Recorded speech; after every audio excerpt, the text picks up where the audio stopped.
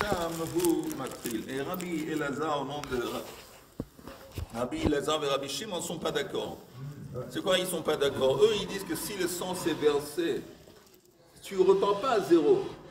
Tu vas devoir encore une fois faire shrita et tu reprends à partir du moment où tu t'es arrêté. Alors si disons, je ne sais pas, il est censé, disons, à l'intérieur de jeter le sang une fois en haut, 7 fois en bas. Il a fait une fois en haut et 2 fois en bas et après le sang s'est versé. Selon Rabbi Elazar et Rabbi Shimon, il va reprendre à partir du numéro 3. Tandis que selon la première opinion, il reprend à 0. Ok? D'accord.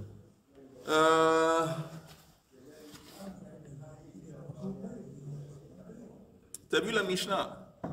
Oui, tu as vu la Mishnah? Ok, alors Gemara. Tanu Rabbanan. Donc il n'a pas le droit de se tromper, le Kohen. Hein? Il a le droit. Il a le droit. Et il y a une façon de rectifier le problème. On peut rectifier le problème. Et c'est un être humain, Bassar Vedam. Et s'il se trompe, on nous explique C'est la solution la plus facile. Qui est? Il y a d'autres solutions. D'autres erreurs de la part du Kohen Gadol. S'il a déjà versé le sang du part, ce qu'il croit être le part, s'il a ensuite versé ce qu'il croit être le sang du Seir, et qu'ensuite il a mélangé les deux bols, qu'est-ce qu'il fait? Il fait une shrita encore. Il a mélangé avant qu'il aurait dû mélanger. Parce que quand est-ce qu'il est censé, Richard, de mélanger le sang du Seir et du pain? Quand? À quel moment? Donc il a déjà aspergé tous les... Avant de jeter sur la baromètre? Non. Quand il a aspergé déjà... À quel moment est-ce qu'il est censé de mélanger le sang du Seir et du pain? Quand il a aspergé déjà avec le par et le Seir, et après c'est là où on fait le mélange. Quand? Après. Quand il a fini d'asperger... Mais qu'est-ce qu'il va faire? Qu'est-ce qu'il va faire avec le mélange de sang? Où est-ce qu'il va le mettre? J'ai pas compris. Il faut mélanger le sang du pain et du Seir. À quel moment est-ce qu'il faut le mélanger? À quel moment est-ce qu'il faut le mettre sur quoi? Je vais vous admettre un truc. Je suis très déçu. Très déçu. Je suis même assez traumatisé parce que je suis en train de... Écoutez, je répète encore une fois, mais vous êtes censé le savoir parce que c'est basic. On en a parlé tellement de fois. C'est censé être... Il jette le sang une fois, première étape, c'est à l'intérieur dans Kodesh Kodashim. C'est pas mélangé. Une fois, il fait le pas, une fois en haut, 7 fois en bas. Après, il fait le Seir, une fois en haut et 7 fois en bas. Ça, c'est Kodesh Kodashim, première étape. Deuxième étape, il sort, il se tourne vers le rideau, la parochet, et il fait la même chose. D'abord le pas, une fois en haut, 7 fois en bas. Après, le Seir, une fois en haut, 7 fois en bas. Et après... il mélange le sang du Seir avec le sang du par et il met le mélange sur Mizbeach HaZahav. C'est seulement sur Mizbeach HaZahav qu'il met le sang qui est mélangé. Ok? Donc cette Mishnah nous enseigne. Je vais très vite répéter cette Mishnah et s'il y a une question demandée et sinon on continue. Kol ma'aseh Yom HaKippurim ha'amur al haseder im hikdim ma'aseh lechavero lo asa klum. Alors, tous les actes qui font partie du service Yom Kippur, si le Kohen Gadol il fait un truc avant l'autre, ça va invalider lo asaklum. Hikdim damasir le damapar, dans le cas où il a jeté le sang du Seir avant d'avoir jeté le sang du pain, yachazor veyazem idamasair, c'est pas de problème, il peut à nouveau jeter le sang du Seir après, une deuxième fois, après qu'il a jeté le sang du pain, après il fait encore une fois Seir, ça va, il a rectifié, l'achad damapar. Et si avant de jeter le sang à l'intérieur dans Kodesh Kodashim, le sang s'est versé avant qu'il a complété de jeter le sang, qu'est-ce qu'il fait? Il va devoir maintenant égorger encore une fois une bête et repartir à zéro. Il repart à zéro à l'intérieur. Ça, c'est un akama. Pardon? Pourquoi égorger? Peut-être qu'il y a un deuxième bol dans lequel il y a encore du sang de la même bête. Non, s'il y a, mais je pense qu'il n'y a pas. Je vais dire pourquoi.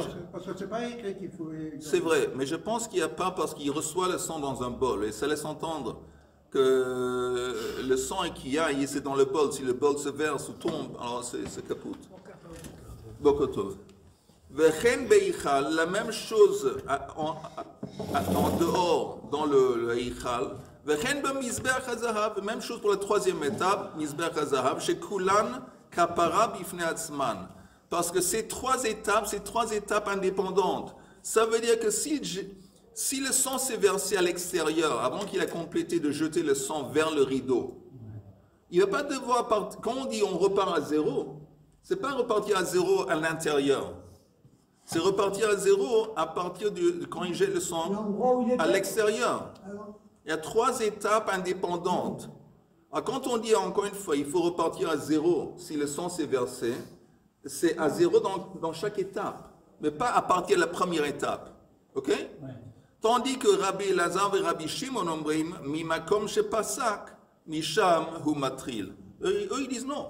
T'as pas besoin tu n'es pas obligé de repartir à zéro. Tu reprends à partir de l'endroit où le sang s'est versé. Ok? Ça, c'est la Mishnah. Ça, c'est donc pour Kippour. Yom Kippour. Attendez, mais pour Tamid, pour tous les jours. Il ne peut pas. Pourquoi on ne fait pas C'est mieux de ne pas en parler de tous les jours, parce qu'on ne va pas inutilement s'embrouiller. Eh non, on est à Yom Kippour, on va rester à Yom Kippour. Gemara. Tanu Rabbanan, Kol ma'aseh Yom Kippourim ha'amur al seder. Im hikdim ma'aseh lechavero lo asa klum, c'est ce qu'on a dit. Amar Rabbi Yehuda, il précise, Eimatai, bedvarim hana'asin bebigdei lavan mi bifnim. Quand est-ce que, parce que la Mishnah dit les choses qu'on est censé de faire dans l'ordre. Quelle chose? Rabbi Yehuda, lui, il dit que la Mishnah, elle s'applique uniquement au sang qui est versé quand le Kohen Gadol il porte les habits blancs à l'intérieur dans Kodesh HaKodashim, dans les mots. Amar Rabbi Yehuda Eimatai, quand est-ce que cette Mishnah s'applique? Bedvarim hana'asim bebigdei lavan mi bifnim. Aval dvarim hana'asim bebigdei lavan mi bachutz. Im hikdim ma'aseh lechavero. Ma she'asa asui. Voilà.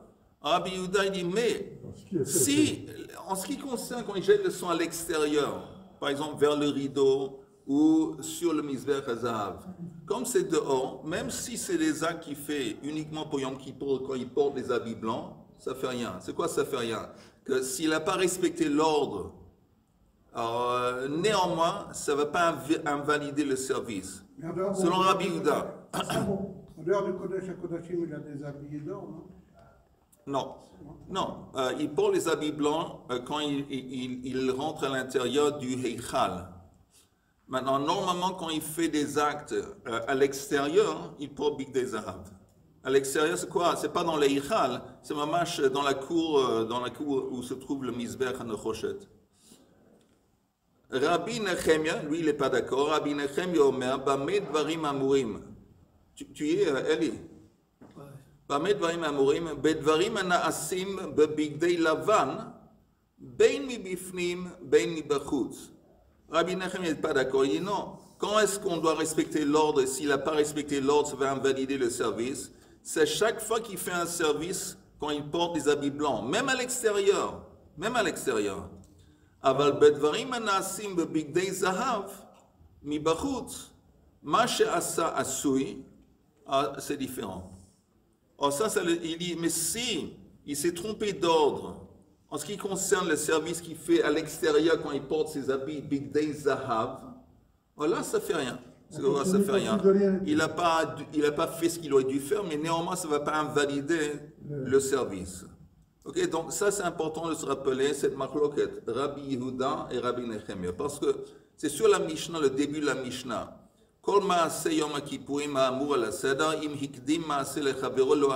La Mishnah dit bien que les choses qu'on est censé de faire dans l'ordre, si tu n'as pas respecté l'ordre, tu as invalidé le service. C'est quoi les choses qu'on est censé de faire dans l'ordre? Selon Rabbi Yehuda, c'est uniquement les choses qu'il fait à l'intérieur dans Kodesh HaKodashim. Selon Rabbi Nechemia, non, ça concerne aussi ce qu'il fait à l'extérieur dans le Heichal, tant qu'il porte les habits blancs. Mais s'il est vraiment à l'extérieur, dans la cour extérieure, et il porte les habits Bigdei Zahav, alors là, ça ne s'applique pas. Ça, c'est la différence. Gemara. Amar Rabbi Yochanan, ou Shnehem Mikra Echad Darshu. Aussi bien Rabbi Yehuda que Rabbi Nechemia se sont basés sur le même verset. Vehaita zot lachem lechukat olam achat bashana. C'est écrit, et il me semble que c'est écrit dans la parashat Achrei Mot qu'on avait lu ce Shabbat, que je ne sais pas si vous, j'ai une question indiscrète de vous demander. Quand vous avez lu la parasha, est-ce qu'il y a des détails ou des versets qui étaient plus clairs? Maintenant que on a appris ensemble, est-ce qu'il y a des versets qui étaient plus clairs ou vous n'avez pas remarqué une différence? Pourquoi oui? Je pensais à ça. Je pensais en lisant Ils ont parlé de leur taille. Hein? Je pensais en lisant la paracha que c'était extraordinaire qu'à la fois on le fait au niveau de la Gemara et au niveau de la paracha, ça rend plus. Ils ont parlé de la martaille.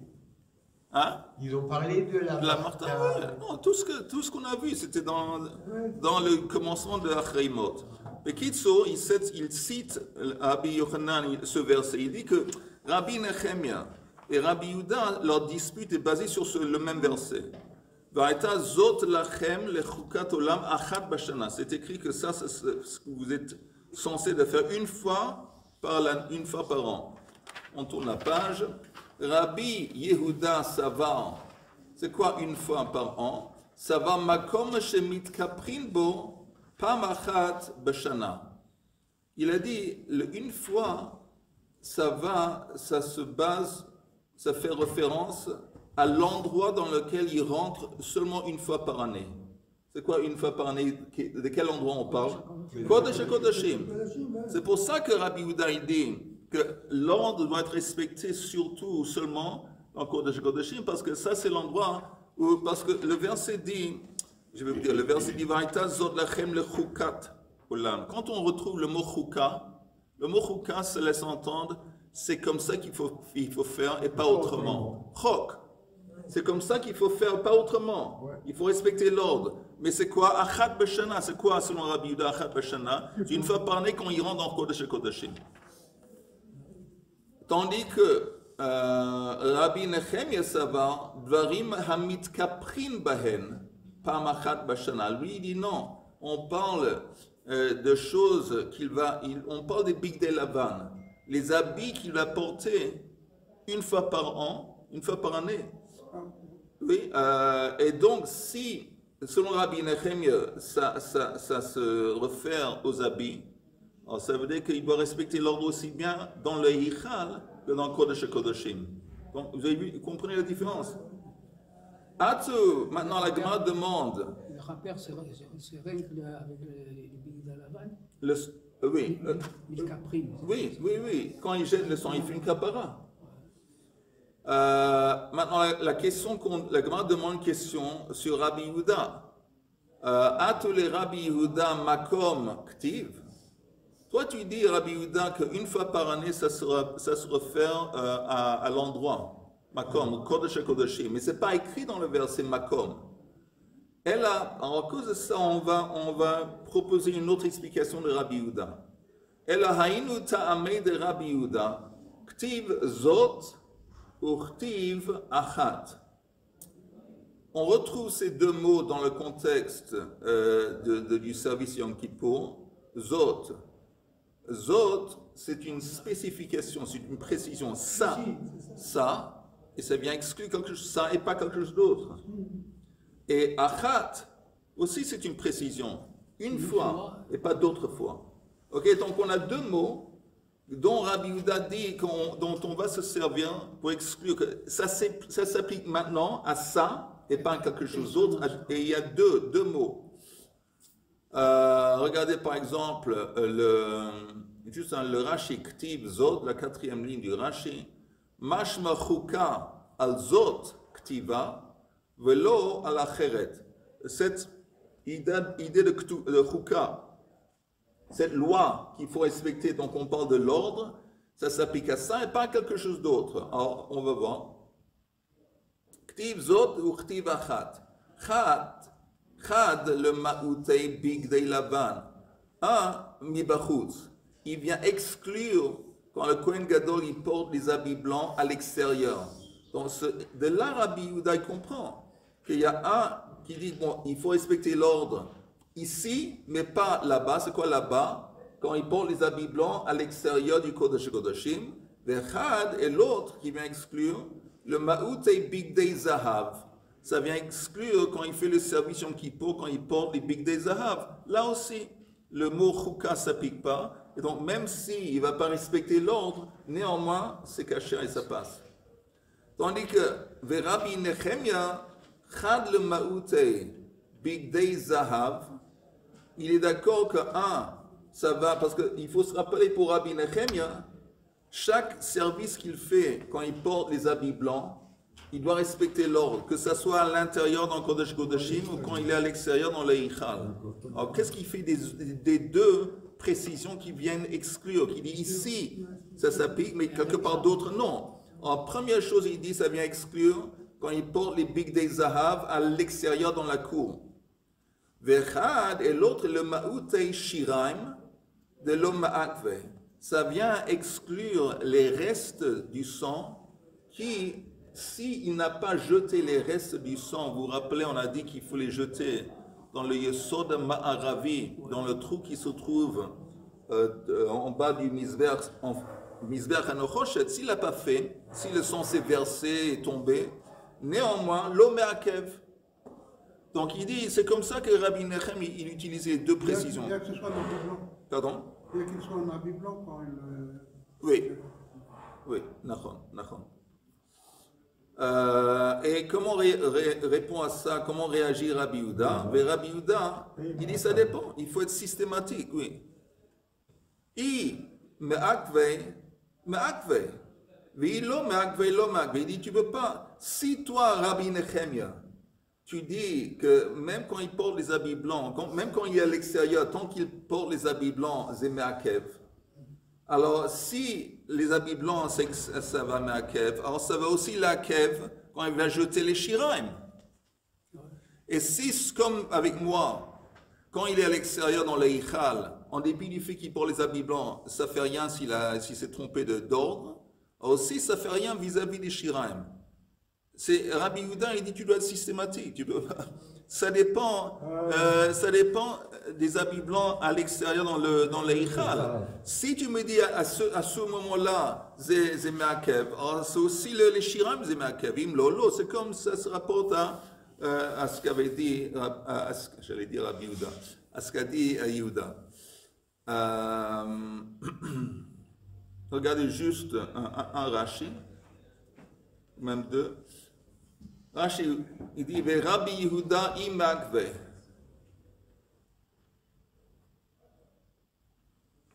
Ou même avant, le Rashi qui dit de l'homme me'akve.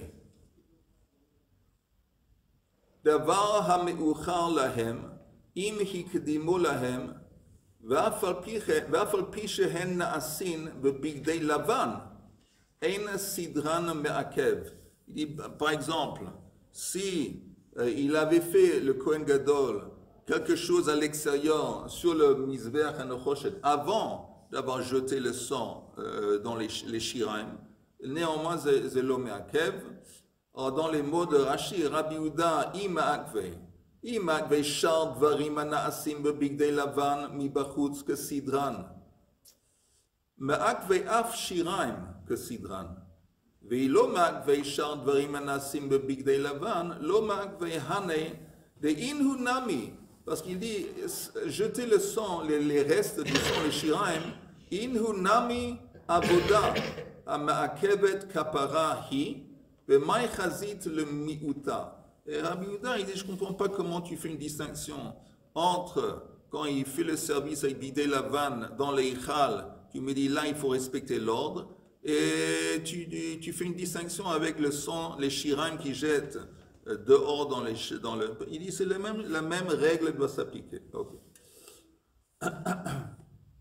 J'espère que jusqu'ici c'est clair. Et il répond Non, il ne répond pas.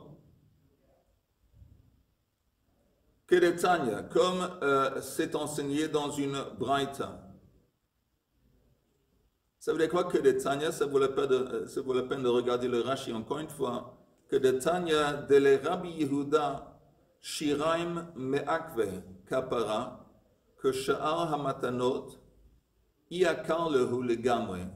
Que les shiraim, s'il ne les fait pas, c'est-à-dire que si le Kohen Gadol ne va pas jeter les restes du sang dans le trou, dans le Yesod HaMaravi, ça va invalider, parce que c'est comme les autres matanot, c'est comme les autres fois qu'il asperge du sang, c'est le même statut. De la même façon s'il ne jette pas une fois et 7 fois, ça va invalider. Et la même chose avec les restes. Et le cas, ichuka ash'ara ktiva, si le mot chuka s'applique aux autres, adidhu nami ktiva. Donc forcément, ça s'appliquerait aussi à l'acte de jeter les restes. Il n'y a pas de distinction. Ok. D'accord, donc ça veut dire que pour Rabbi Nehemia, le fait de jeter les restes, c'est pas vraiment un avantage. Il a fait. Et c'est ça la réponse en fait. Pourquoi Oui, je comprends il a fait. Kedetania. Vechila mikaper. Vous voyez, on cite ici le verset qui dit Vechila mikaper et kodesh. Kila, le mot kila, ça veut dire terminer. S'il a terminé de faire la kapara du kodesh. Bon, moment kodesh, ça peut être kodesh kodeshim, ça peut aussi comprendre le yichal. Alors, qu'est-ce que ça veut dire exactement? Im chiper kila.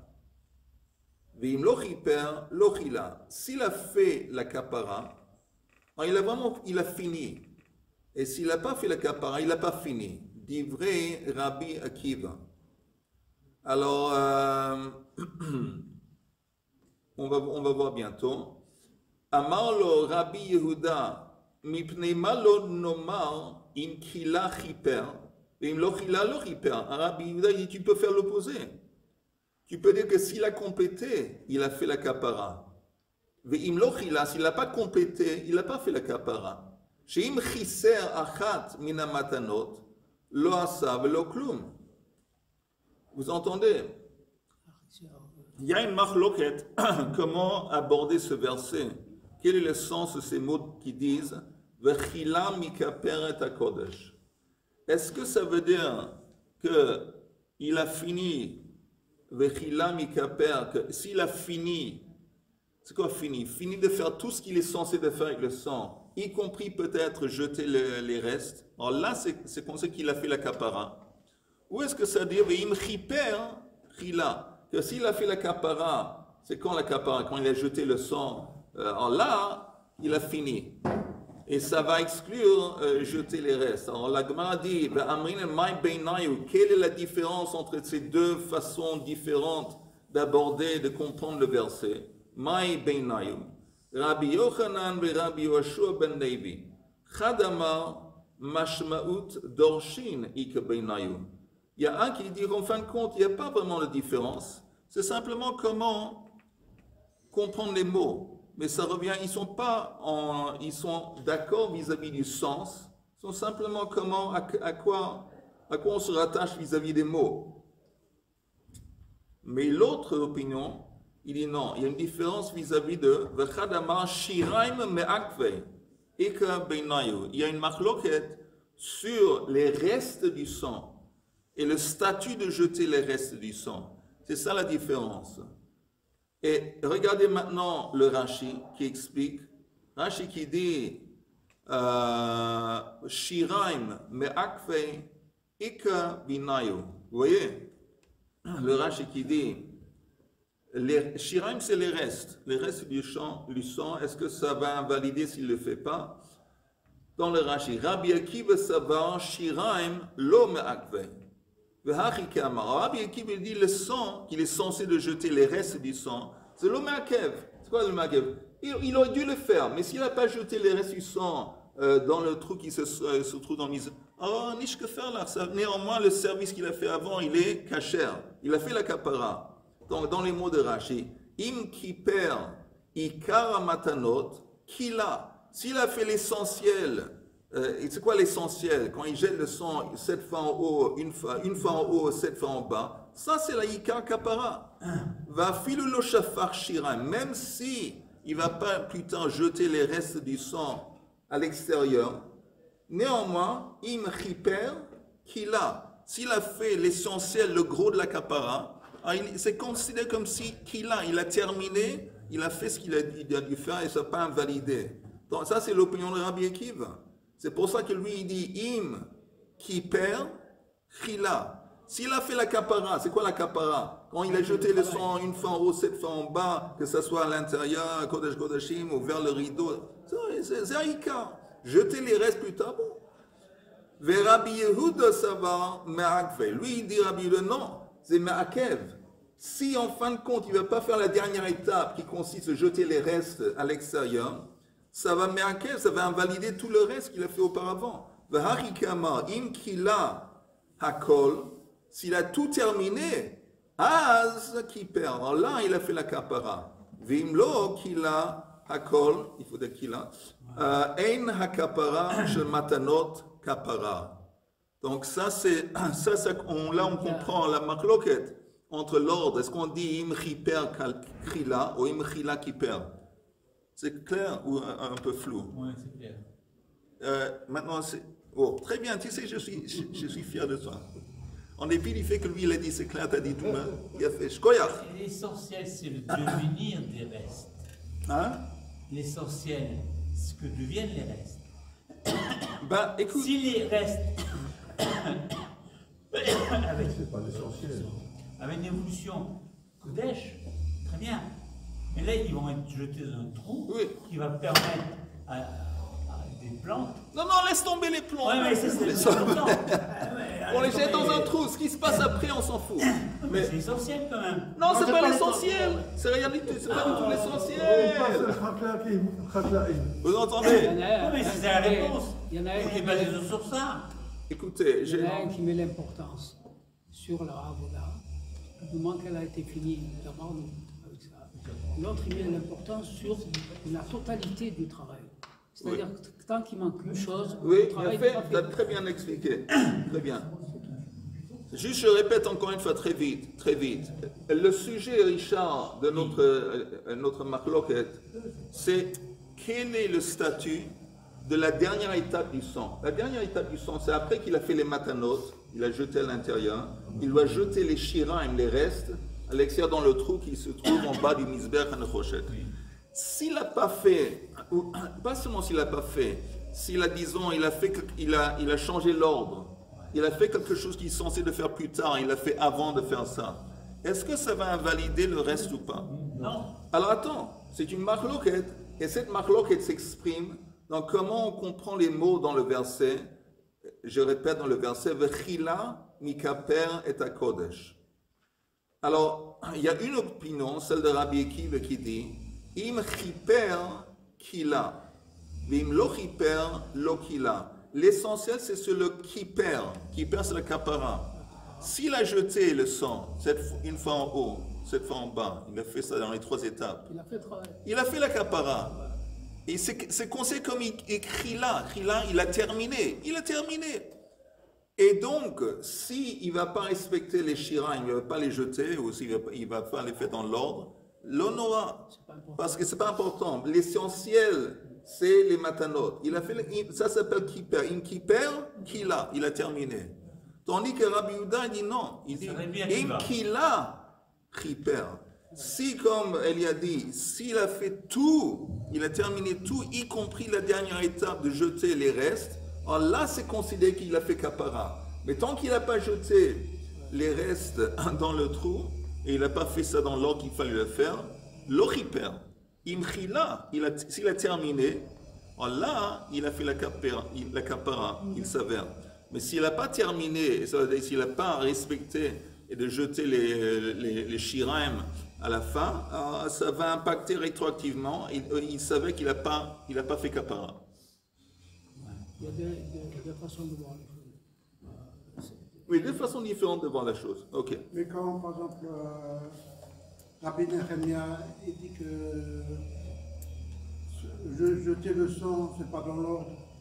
C'est pas dans l'ordre par rapport à quoi? C'est-à-dire, c'est sûr qu'il jette le sang après avoir jeté sur les... Oui, ça c'est en haut et sûr. en bas. Oui.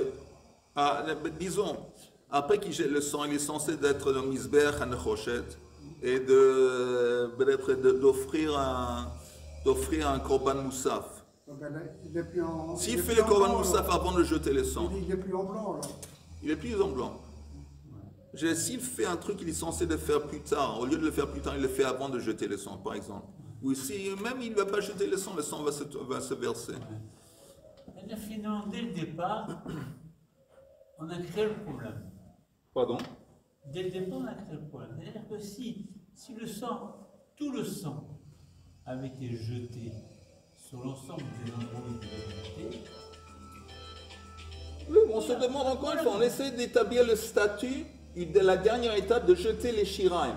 moi, mes Chiral n'aurait pas existé si on n'avait pas. Ah bah oui, ça laisse entendre qu'il a déjà fait ce qu'il fallait faire auparavant. La question ne se demande pas, ça tout le monde est d'accord. Et c'est écrit texto dans la Mishnah. S'il n'a pas fait ce qu'il était censé de faire avant, bah, ou on repart à zéro et on fait ça, il faut respecter l'ordre. Ouais, mais Maintenant, juste pour vous rappeler un truc tout à fait essentiel, la marloque, on va revoir ça demain, la marloque blineda. La marloque est entre Rabbi Yehuda et Rabbi Nechemia. Quand est-ce que la Mishnah dit qu'il faut respecter l'ordre? Selon Rabbi Yehuda, c'est seulement l'ordre de jeter le sang à l'intérieur d'un Kodesh Kodashim. Selon Rabbi Nechemia, c'est non. Tant qu'il fait un service, quand il est habillé en blanc, il faut respecter l'ordre, même quand il est dans le Hichal. Parce que quand il jette le sang en face du rideau de la parochet et sur le zav, ça aussi, il le fait en blanc, donc ça aussi, l'ordre est essentiel. On continue un petit peu.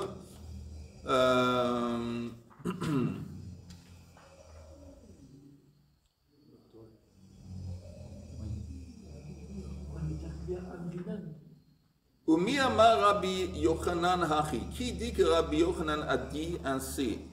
C'est quoi qui dit qu'il a dit ainsi? Qu'est-ce qu'il a dit alors? Oh, alors regardez le Rashi. Umi amar Rabbi Yochanan Hachi. Les Rabbi Nechemia Shiraim lo ma'akve. De Ka'amrinen le'el Shnehem Mikra Echad Darshu. Lui, vous vous rappelez, on avait dit à la fin de la page précédente, le dernier Amoud, en bas, il a dit que Rabbi Yehuda et Rabbi Nechemia se disputent sur le même verset, le même verset qui dit Achat Bashana. Il a expliqué que selon Rabbi Nechemia, les Shiraim lo magvim. Selon Rabbi Yehuda, vous vous rappelez, Shiraim lo ma'akve, de Kamrin le'el shnehem mikra echad darshu, ou maskana le Rabbi Nechemia chad la maoute Shiraim, de lo ma'akve. On a dit, qui dit que Rabbi Yochanan a dit ça en citant Rabbi Nechemia? On retourne à la Gemara. Veha amar Rabbi Yochanan, Tana Rabbi Nechemia bedivrei omer Shiraim ma'akve. Il y a une autre citation de Rabbi Yochanan qui cite Rabbi Nechemia, qui dit que les Shiraim ma'akvim. Et la réponse est Kasha. Kasha, ça veut dire que vraiment, en fin de compte, il y a une contradiction apparemment entre ces deux versions. Encore un petit peu. Amar Rabbi Chanina, que Toret. Vous savez quoi? Avant de continuer, on va s'arrêter là. Avec je vais dire juste un mot, si vous tombez pas. Un mot sur la paracha. Sur Vahavta le'acha kamocha. Et Lotisna et achicha bilvavecha. C'est écrit que dans la Torah, c'est une interdiction. On n'a pas le droit de haïr notre frère dans notre cœur. Qu'est-ce que ça veut dire qu'on n'a pas le droit? Comment on fait pour empêcher de ressentir des sentiments négatifs vis-à-vis de quelqu'un d'autre? Qu'est-ce que la Torah nous dit pour nous empêcher de ressentir des sentiments négatifs? Qu'est-ce qu'il faut faire? Il faut l'aimer. Non. il faut l'aimer comme ça. Non. C'est dans le même verset, c'est ne haïs pas quelqu'un. Ça veut dire quoi? Si tu sens dans toi que il t'embête, il t'a embêté, il t'a vexé, il t'a blessé, il ne s'est pas comporté comme il fallait, qu'est-ce qu'il faut faire? Au lieu il faut parler. Il faut lui parler. Dis-lui, tu sais quoi, je m'exprime, tu sais ce que tu as fait, c'est pas bien. Qu'est-ce qui se passe quand on parle? Alors ça veut dire qu'on fait sortir ce qu'il y a dans nous. Et là, peut-être le type, il veut dire, en fin de compte, j'étais même pas conscient. Heureusement que tu me dis, je m'excuse. Et peut-être il dit, tu sais quoi, tu as raison, je m'excuse. Et peut-être il dit, tu sais quoi, Néanmoins, tu as mal compris. Quand on parle, la meilleure façon de résoudre tous les problèmes, c'est de parler. Que ce soit entre un homme et une femme, les parents, les enfants, même parler. C'est comme ça quand même. Mais en attendant, c'est écrit Lotisna. On n'a pas le droit d'haïr un autre juif. Et on sait que le deuxième temple a été détruit à cause de Sinat Chinam. Et le Gaon de Vilna, il demande, mais qu'est-ce que ça veut dire en fin de compte Sinat Chinam? De haïr sans raison. Il dit c'est inconcevable, ça n'existe pas. On veut pas. C'est quoi cette idée de Sinat Chinam, de haïr sans raison? Toujours il y a une raison. Alors lui, il explique, il a une très belle explication. Il dit c'est quoi Sinat Chinam? Il dit que les gens étaient en colère avec une autre personne à cause de ce que lui, il leur a fait. Mais ils n'ont pas compris que ce que lui, il leur a fait, c'est pas lui le responsable, c'est Kadosh Baruch Hu le responsable. Ils n'ont pas compris que ce que eux, ils ont reçu de l'autre, la gifle qu'ils ont reçue de l'autre, c'est pas l'autre le responsable qui la donne, c'est Kadosh Baruch Hu. C'est pour ça la grande devine l'idée que la haine qu'ils ressentaient vers l'autre, elle est en, comment on dit, chinam, elle est en plus. Gratuite. Elle est gratuite. Gratuite dans le sens qu'il passe tout à fait à côté de la plaque.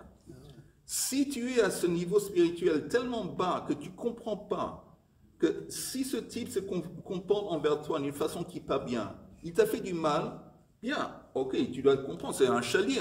Mais en fin de compte, ce n'est pas la vraie adresse, ce n'est pas le vrai responsable. La vraie responsabilité, c'est Kadosh Baruch Hu qui dit, bon, tu sais quoi, pour une raison ou une autre, tu étais censé de recevoir une claque, une gifle.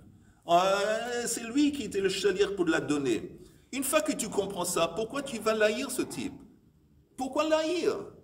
Il est là pour justement. Il y a tellement de choses dans la vie qui se passent que si on arriverait à intérioriser ce principe, ça serait tellement plus facile de s'entendre avec les autres. Comprends, en fin de compte, il n'en est pour rien ce type.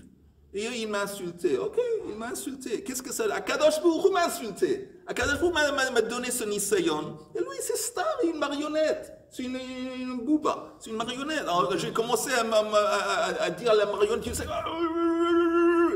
c'est une marionnette. Tu es cinglé, tu es fada. Tu es en train de mettre en colère avec une marionnette. Il y a la même chose, chaque chose qui se passe. Avec les enfants, attends, les enfants, quelquefois, un enfant ou parent, je ne sais pas, je sais pas, il décide, il est plus religieux, la femme décide. Les choses, on prend à cœur. Mais qu'est-ce que ça lui prend à cœur? C'est Akadosh pourrait décider de te donner maintenant cette expérience. Pour une raison ou une autre, chacun il a son tikkun. Maintenant, il en est pour rien, c'est un messager, c'est un chaliar.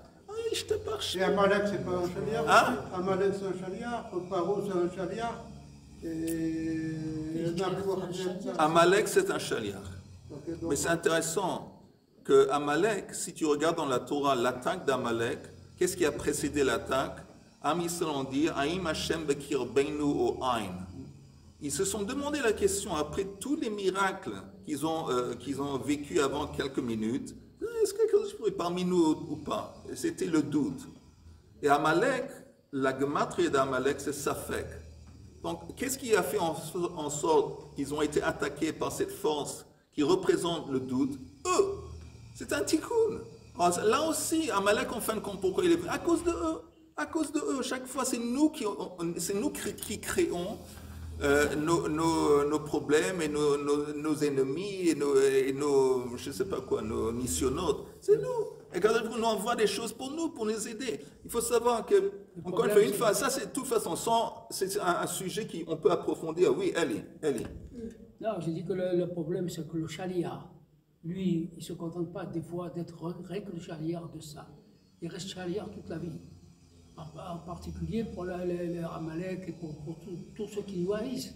Alors, depuis la nuit des temps, ils nous haïssent. Oui, et ils continuent à nous haïr. Mais la Torah dit qu'il y a des choses à faire avec tous ces shlichim. Un assassin, il faut le tuer. Quelqu'un qui gonève, il y a des punitions que selon la halakha, ça c'est un autre dossier.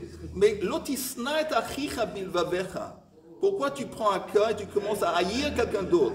parce que tu penses que lui, il est vraiment le responsable de ce que tu as reçu. Et ça, le grand de Vilna, il dit, c'est sinat chinam. C'est quoi sinat chinam? Aucune raison de l'haïr lui, parce qu'en fin de compte, c'est pas lui le responsable. Alors laisse tomber. Après, bon, si tu veux le prendre en justice, tu peux, si tu veux. Je sais pas. Mais c'est autre chose. Bon, nous, la Torah parle ici de ce qui se passe en toi. Toute cette haine et tout ce anti que tu as envers lui. Tout ça, c'est en plus. Tu te fais du mal et tu ne comprends pas qu'en fin de compte, la gifle que tu as reçue, c'est la Kadosh Baruch Hu qui te l'a donnée. Lui, il est simplement une marionnette. Ah, Rabbi, si Oui. tu dis que Hitler est un chaliard, alors la Shoah est un décret divin. Bien sûr que c'est un décret divin. Ben, c'est évident. Je ne dis pas que je comprends exactement, mais c'est évident. Messieurs, Bשורות טובות, שבוע טוב, ברכה והצלחה, בריאות. Parce que c'est Rabbi Meir Baladef. Qu'est-ce qu'ils ont dit? Tarcheni, c'est le Ça j'étais à la Haggadah. כל הכבוד. J'ai vu les shlatim Barishpa. Il y en a- Les gens, ils ont pas fait que c'était parce qu'ils ont fait tomber. Oui, je sais. Et ça, ils veulent faire bien sûr. un mishpat de ça. Mais c'est tout ça, c'est la gauche il y a tellement le mensonge, il n'y a pas de choses. C'est tombé par terre, il y a une, deux, trois personnes qui ont marché dessus, pas en tant qu'acte de... Ils ont photo. Mais